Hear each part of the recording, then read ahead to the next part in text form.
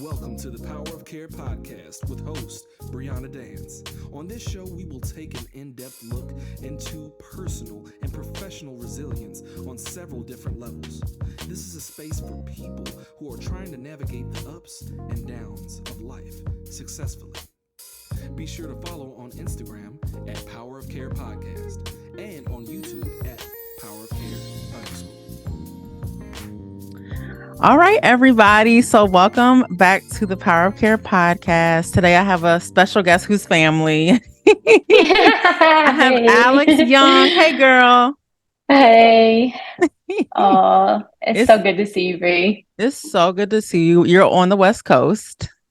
Mm-hmm. Yes, I've been living out here for 6 years now. Oh my God. Crazy to think about. Yeah, 6 years. What made you want to, I was going to say, what made you want to move to San Diego? Because I know for so long, like after high school, college, I think you wanted to do, you've always wanted to be out there, over there, right? Mm-hmm. Yes, I did. I feel like honestly, since I knew like, oh, I can live this places, I can go here, like I want to check this out. It's that whole explorer in me, really. I think that probably around middle school, I decided that I wanted to live in California. And then I just kind of saved up my money and said, okay, I'm gonna move to California, but where am I gonna live? So honestly, for me, it was as simple as going on Google. I looked up like major cities. I was like, oh, everyone goes to LA. Like LA will always be there. It's its own thing. It's its own, vibe in itself. And I was like, I want to go somewhere different, somewhere new. And I saw pictures of San Diego. I was like, all right, yep, I'll start there. So I quit my job, saved my money, and bought my one-way ticket over here and said, I'm gonna check it out. And then I never left. That's how it happened, Alex? That's how it happened. Yeah, that's how it happened. God. I literally just decided, and I was like, all right, I'm gonna do it. And I had to let my parents know, at first they were like, what? And I was like, this is my plan. This is where I'll be staying. This is how much money I'll have. If it doesn't work out, I'll go somewhere else. And they were like, you can always come back home. Go check it out. They were so supportive. Go see, check it out, see if you like it. Be safe, of course. And if it doesn't work out, come home. Or you can go somewhere else. They were very supportive in my like exploratory modes that I get in sometimes. Yeah. Oh my God, y'all. We were talking before we started, and I was like, one of the things I've always admired about Alex, and we've known each other since sixth grade. Like since we were like 12. And it's just a blessing to see people that you came up with like doing well, happy. And when I look at your, Instagram and social media is only a glimpse of our lives, but like the glimpse that I get is good, like. Oh, I'm glad.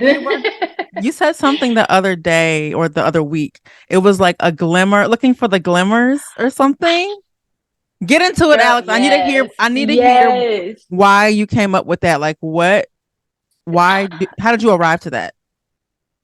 So that statement, look for glimmers, has been like one of my life-saving things for me day to day.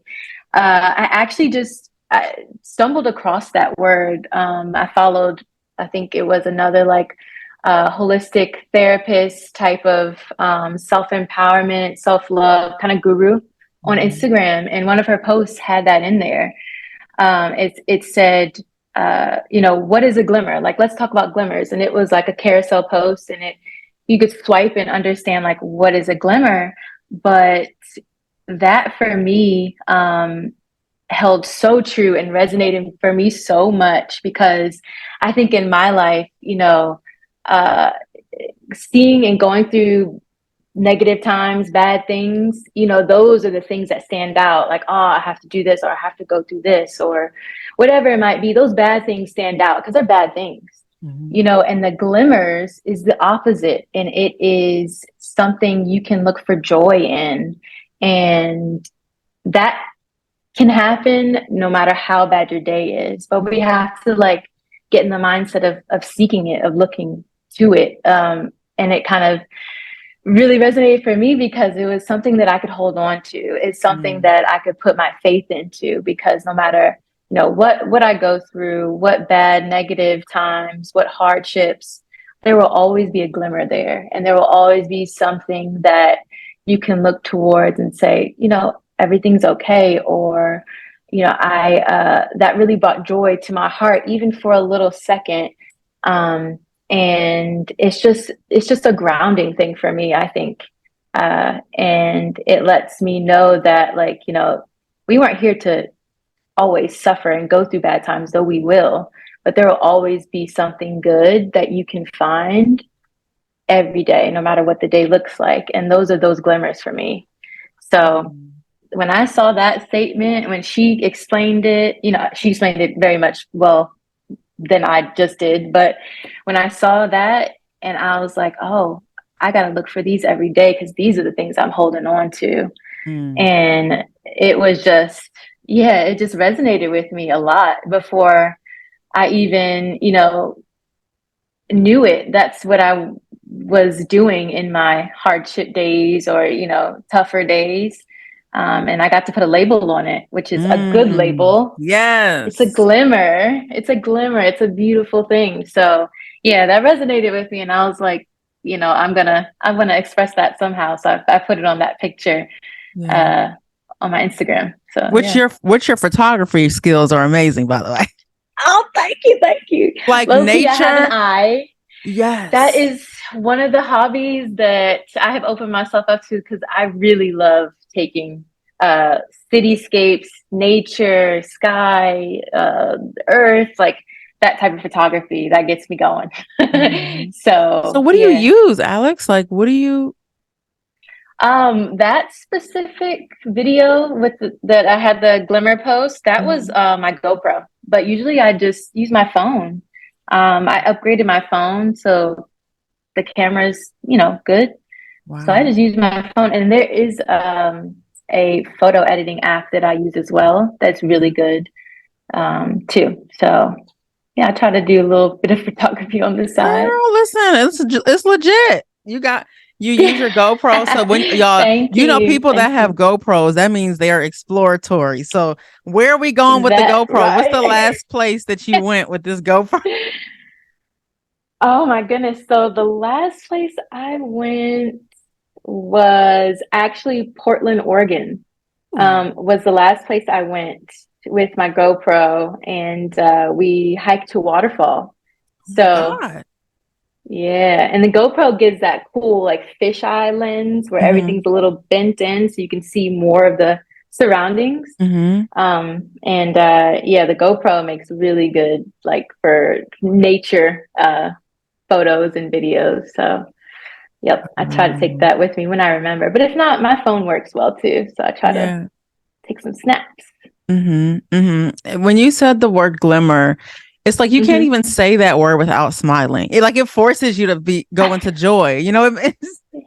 Yes, for me, it's like I feel it's like a sparkle. Like that's what I think of a glimmer. It's like a beautiful, like a sparkle in your life. Like it's definitely a word that makes me smile.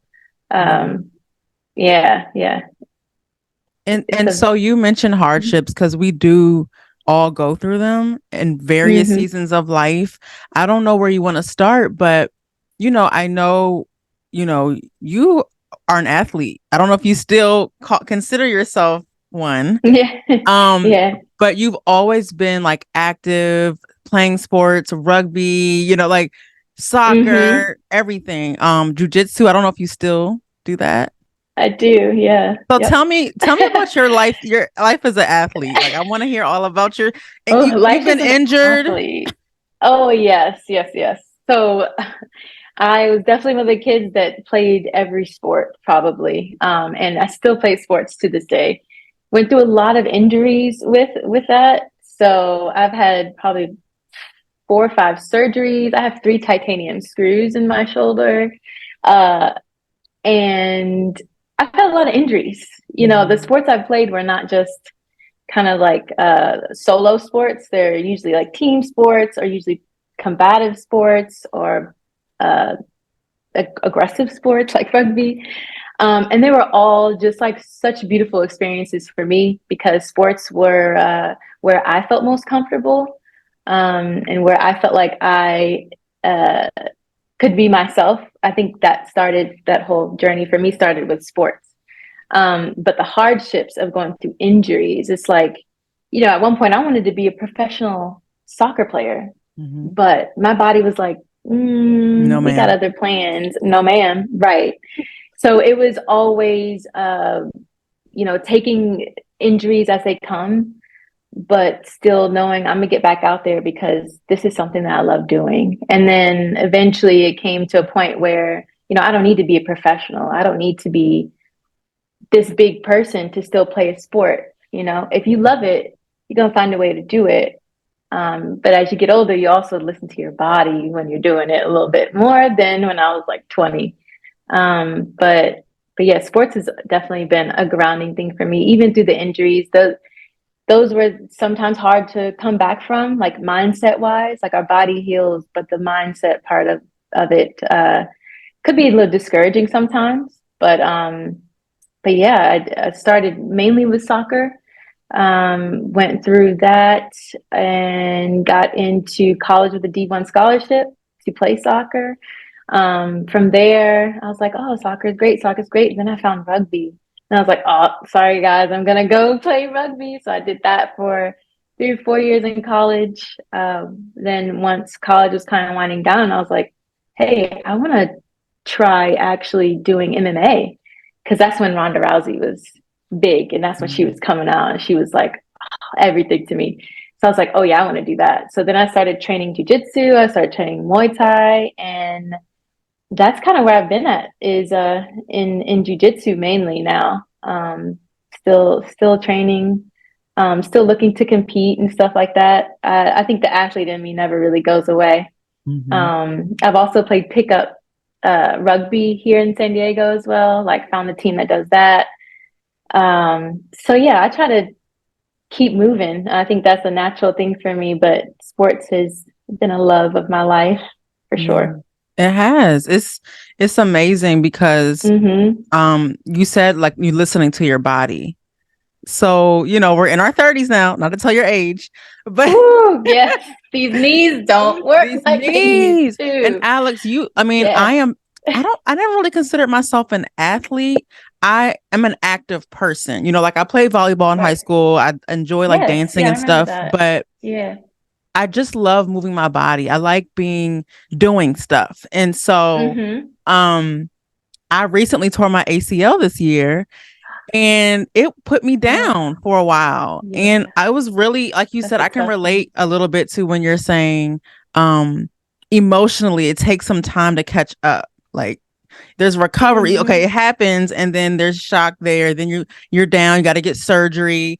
And then there's that Yeah. recovery mode. You can't do things as fast or as soon.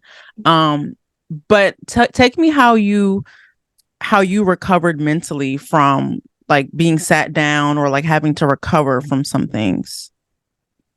So that was a process that I had to definitely learn. When I used to get injured in the very beginning, it was just like, all right, when am I going to get back? When's this going to get healed? What can I do? Like just pushing, pushing, pushing. When you're younger, it's like, oh, I'm kind of invincible. Like I'll heal from this and it'll be no problem. But I think that as I got older, getting injured, after a while, it was like, this is really weighing on my mental to, keep thinking I need to push, push, push, and I could just go back to the way things were and like all this stuff. But I think what really helped me get through those, you got to sit down because you're injured and this is what it is, like that phase is like, okay, well, I can't do this sport right now, but what else can I do? How else can I express myself? What else makes me feel like I'm safe, I'm comfortable? Like what are these things that about me that I can do while I have to sit down? And so I think filling my time with other things, actually, maybe doing more like creative things, maybe painting or, getting into Playing my guitar, which I try Mhm. to teach myself how to play guitar. Like doing other stuff, kind of really helped in the healing process. And you know, sometimes I would still go to training, but not train, kind of just be there with the team. Just Mm. having that connection Yeah. with the sport and with other people also helped during that time. Sometimes it would be like, okay, I don't want to see people doing this because I want to do it type of thing. But if it wasn't like that, like actually being there, and still being a part, the camaraderie of it helped. Or if I, you know, wanted to be alone and I couldn't do that sport, then it's like, okay, well, you know, I could do this. I could do something else. I could do something more chill. Mhm. And it kind of helped me to not get so much in a funk about it. Yeah. Because it also lent me the idea of, hey, you're more than just the sport. You can do other things. Like Mhm. you have other interests and hobbies and talents, and just check them out while you're waiting for this other thing. So, Mm. yeah, I think it was a very back and forth with my own self of saying, hey, yeah, I know you want to do this, but you could try this over here for a little bit. And then Yeah. when you do something you love, it makes, or you enjoy, you know, it makes the waiting period, you're not really waiting, you're just doing something else. Yeah. You're So, still living. You like there's still life. exactly. Yeah. Yeah. Yeah. So, So you learned, it taught you a lot. It sounds like, and you were yes, able to explore, still be yourself, but to do it in other forms. right.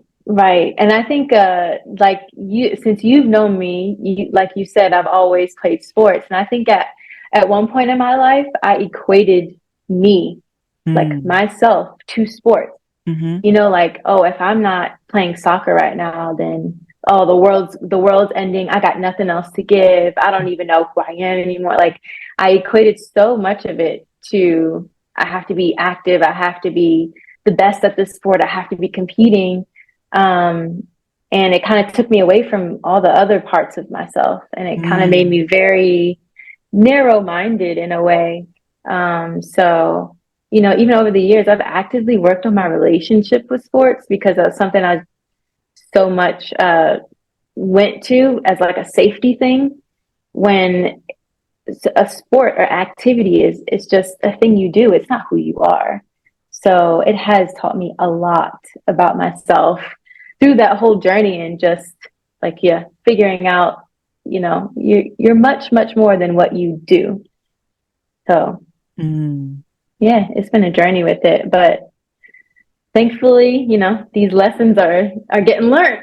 They are. They are. And now Yeah. it's like a blessing when you're on the other side of whatever that thing is so that you can talk about it. Cause Mm-hmm. it's like, oh my God, that means Yeah. I survived some stuff. Like, I'm pretty badass. Like, like, For real. Yes, it does. Like it's sometimes you go through things and you don't take time to like look back and see like what you've accomplished, like what you really just did. And a lot of the times it's like an internal thing. So no one else sees it either. Mm. But I found that yeah, we have to stop and take a second and look back at like, wow, I really just, you know, unlearn that behavior. I really just did Mm. things differently. I really just, you know, went a different route when I'm used to doing this. And those are big things. Those are Those are really big big things. wins. Like, Big wins. when your And nature, like for if me, I struggle with anxiety like really badly. And mhm, like can be impulsive, with some of my decision making and things like that, especially when my emotions feel so big and real in the moment and I'm afraid, whatever. But yeah, it's like to scale back and say, oh, well, I didn't like get in the car and then do this. I paused a little longer. Like I didn't do as I still did something, but I didn't do it as much or as yeah, often in the same way as I may have done it a month or two ago. right. And those things, like identifying that self or identifying that for yourself, it does so much for us. And that's proof right there. And those little wins, they're still big. Mhm. But they're wins that you have to kind of identify because no one else is going to know, you Mhm. know, like what you go through and the things that you've changed about yourself and the ways that you pushing to improve, something that you want to change, like we have to be the ones to say good job to ourselves and like identify those things because they're big. Like what something that stood out to me is like when you said you were injured, sometimes you would just be in the room. You would just be in the room in the presence of like, I don't know if you would say teammates or like you would be in the gym and things like that. So tell me about your community, in San Diego, or like maybe it's in different cities or whatever. How important is like having solid people, I guess, in your life now? Yes. And having solid people, like-minded people, is so important. It's much more important to me now than ever. I mean, when I was injured and stuff, being there, sometimes it would be hard because you're seeing, people do what you do, and you're like, oh man, I miss it, I want to do it, type of thing. But I think being able to show up even when you can't do what you want to do, that says a lot about who you are. And having people encourage that around you, it's like them giving you a hug, like, hey, I know you're hurt right now, but we're still happy that you're here, type of energy. And like, you're not missing out, you're still here and you're still doing the thing. Your body might be going through whatever, but it was it kind of strengthened the connection, to have that, especially with the sports team, to have that. It's like, telling another player, like, I got your back no matter what. Like, I could be hurt, I could be not playing, but I'm gonna be here, type of thing. So for me, that was really nice to have. And when you have, good coaches, good teammates, the love and the energy is just, still there, regardless if you aren't playing, or you're injured. They still find value in your presence, and that's kind of where that hit home for me. And then just in general, having like-minded people in your life and having that community, that is becomes so important. And it's something that still to this day I search for, is having that soul tribe, having that that community that is on the same level, on the same frequency. And I think that when you keep people like that around, then it kind of enforces that in you as well. So, I want to have a community of people that, love themselves, that respect themselves, that will encourage, they encourage others to be who they are, and they don't, put labels on things and stuff like that. Just allow people to be, because that's what I think I try to give to myself, is just be and accept where you are, what you're doing, and just be in the present moment. And it can look however you want to. And I think having people like that around you, it just creates that space to be bigger, that safe space to be even more expanded. And that's why having like-minded people like that is so important. And I've made some great friends out here in San Diego, of all walks of life, of all different backgrounds. So that was really cool to see. As soon as I got out here, I was making friends with everybody. The homeless guy under the palm tree, I was friends with. The lifeguard at the beach. It's just making connections is always a big thing for me. But I think now, making connections with like-minded people, with people that have the same interest in just pouring love into themselves and all that type of stuff is big for me. So yeah. That's amazing. Okay, well, as we close, Alex, what's one thing you would really want to say to your parents and maybe your sister, when it comes to like maybe things that they have instilled to you that maybe you didn't appreciate when we were younger, but that you can look back and be like, you know what, I'm really grateful? I would definitely say, growing up, I was a bit more shy, and I didn't like always talking. And you have to talk. You have to talk throughout your life to get things you need, to say, how you feel. Like, you have to talk. And being a shy person, it was like I was always very intimidated to talk. And my dad is a very outspoken, logical thinker, just like, get things done. Mm-hmm. And my mom is kind of still that, but more on the let's see how we feel. She's more empathetic, she's more softer. So they make a great pair. Mm-hmm. But one thing that I learned from my dad growing up that means everything to me now is how much you have to advocate for yourself and be proactive Mm-hmm. in your life. And I remember, like, I would have to maybe call a doctor's office because I had to reschedule the doctor's appointment. I didn't even want to do that. I didn't even want to talk to people on the phone. And he was like, well, if you don't call, who else is going to do it? If Mm. you don't call and tell them you need to reschedule, then how are they going to know what you want? Mm. And I was just like, oh, come on, Dad, can you just call Can for you me do type of it? thing? Can you do it? Sometimes he would. And sometimes he'd be like, no, I'm not gonna do it. You have to do it. He kind of let me know that and made a good point. Like, if I don't call, who's gonna do it for you? We're not always gonna, your parents aren't always gonna be there.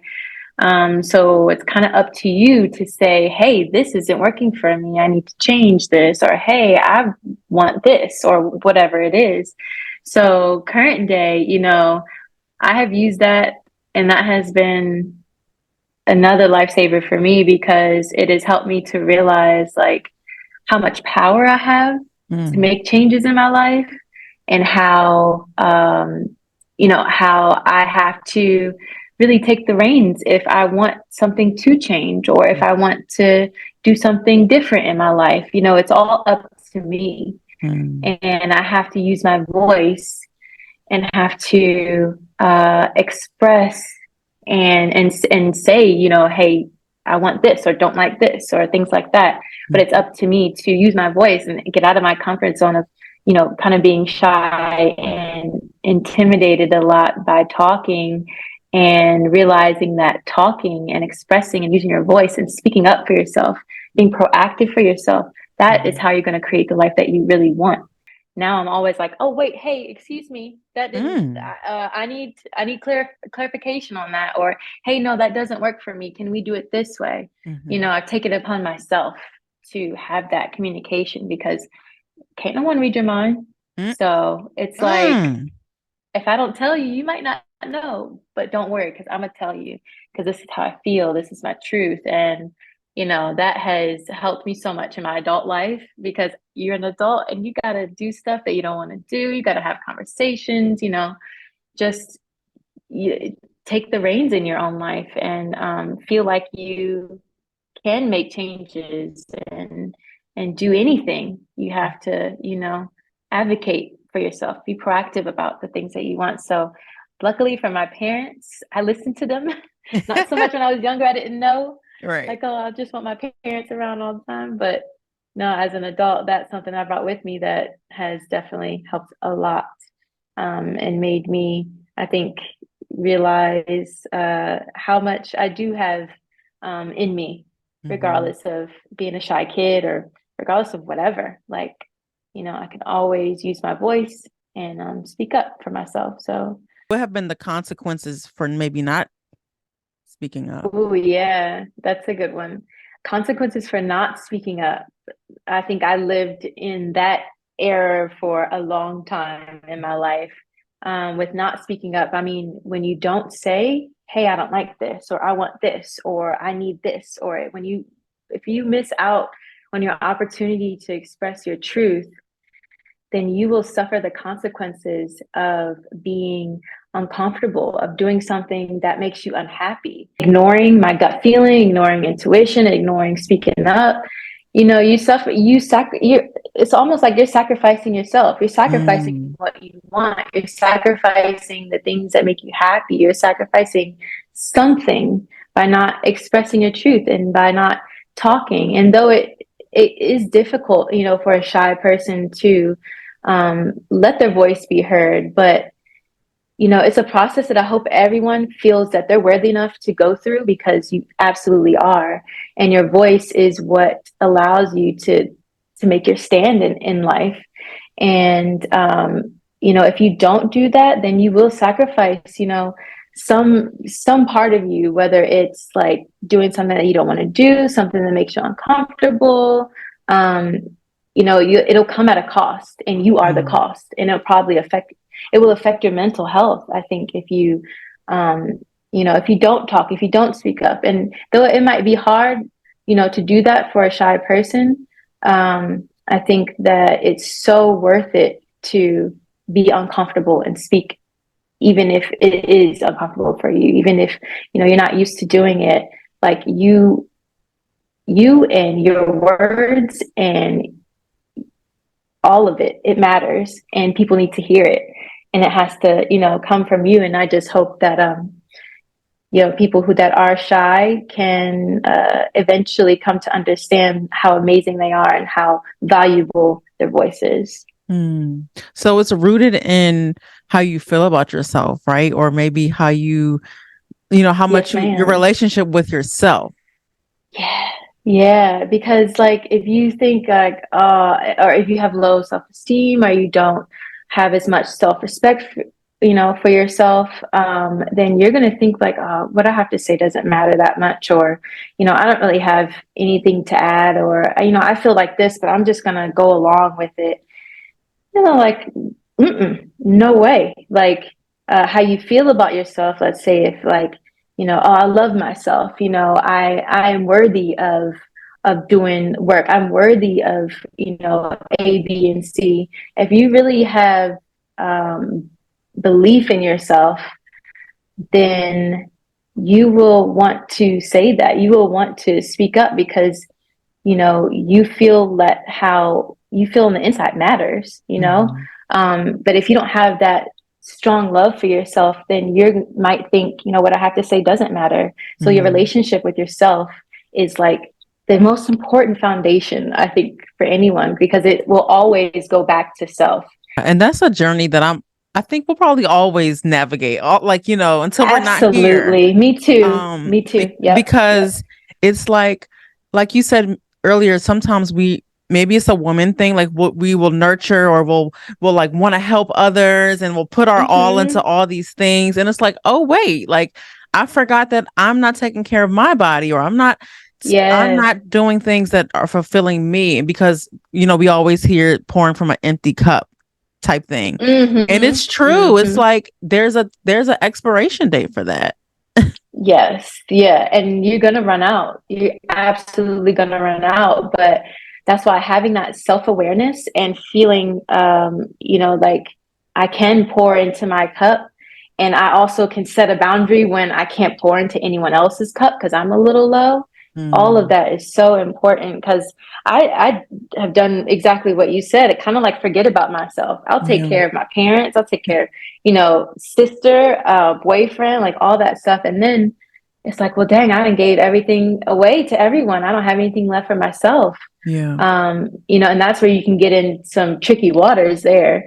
But, having that awareness of, I love myself so much that I'm going to fill my cup, and I'm also going to say when I can't give any more to anyone else, like that is where you come into your real self, because you think you are worthy of, the best things for yourself. And that could look like setting a boundary. That could look like self-care. That could look so many different type of ways. But it's just like continually working on that. Oh yeah, I forgot me. It's me. It starts with me. Like it's me. Yeah, it's. I feel like I like have that reminder every day. Like, oh yeah, hey, you're a real person. You got to take care of yourself, or you won't even be able to, show up for other people. And that's definitely a lesson that I had to learn continually and learning.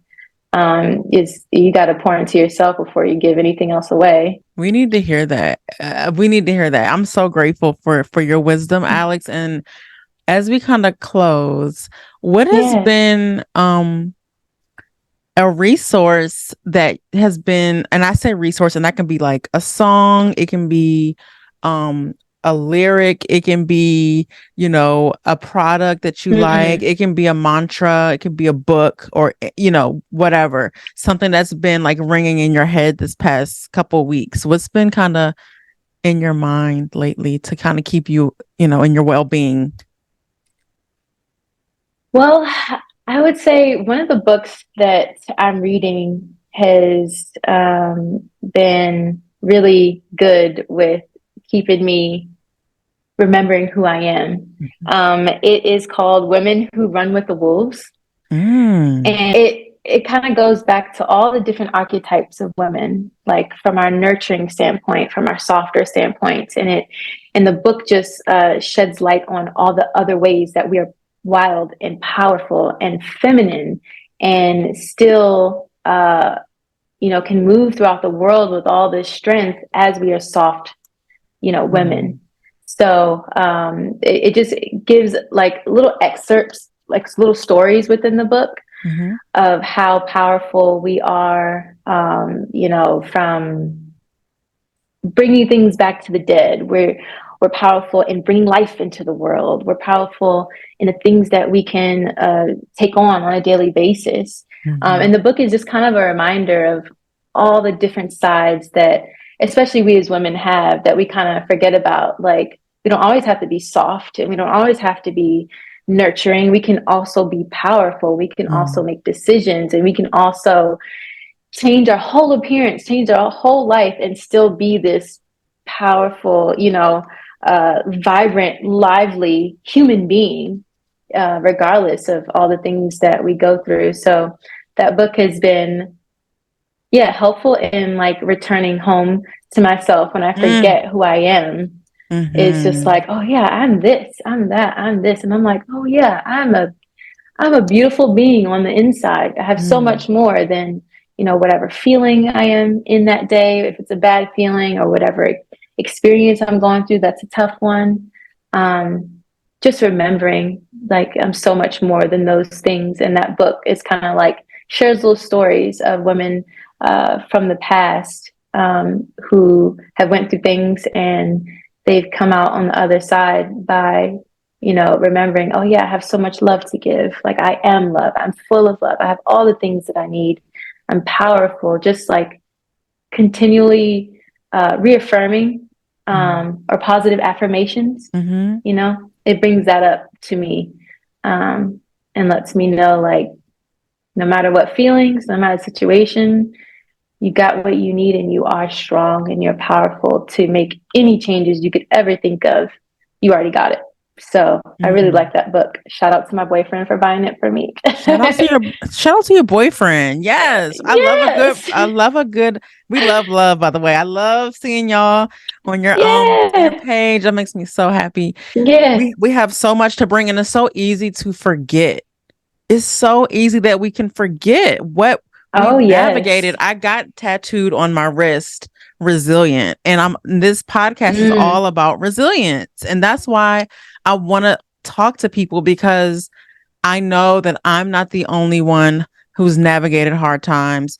All of us have. And, you know, your story can really save someone from something, you know, and just so thank you, Alex, for just being willing, being vulnerable. And I can't wait to hear you more, because you said, you know, at the beginning of this that you want to share more. And so we're going to be looking out for that. Yes, I do. Absolutely. I mean, future on, like I want to write a book. I want to be a public speaker. Like my little shy self wants to be a public speaker because I feel like that's how I want to help people, you know? But I'm just trying to navigate what that will look like. So definitely you'll be seeing more of me on platforms, I think, that allow me to reach masses. So I really want to, just share. And it's been an honor to be on the podcast with you and to have this even happen. Like I said, the universe was listening, and this connection was special. So thank you for having me. It really means a lot. And I've never even like shared this much, you know, outside of maybe with my boyfriend. You're like your immediate, you know? So it's been awesome for me as well to be able to talk and to voice So thank you.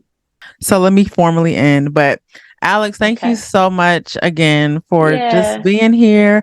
And I don't know if you want people following you on social, but or how can they reach out to you if something resonated with them, a listener? How can they reach out to you?